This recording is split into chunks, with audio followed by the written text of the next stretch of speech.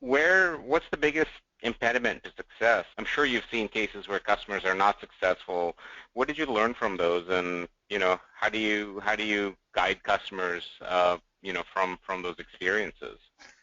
I would say a very common one is one we run into a lot, and so I call them rescue projects, and that's where you have an enterprise client perhaps availing of the reporting mechanism that's embedded within a tool to do some of the more overlay style measurement requirements. And the challenge there is then you get tied to the tool.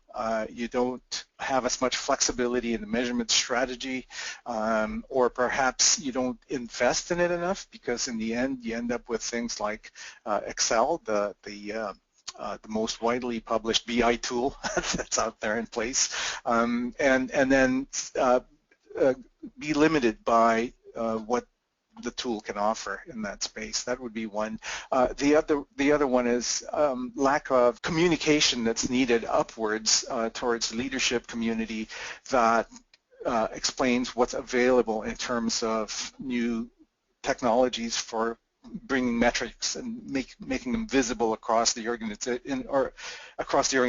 in different ways.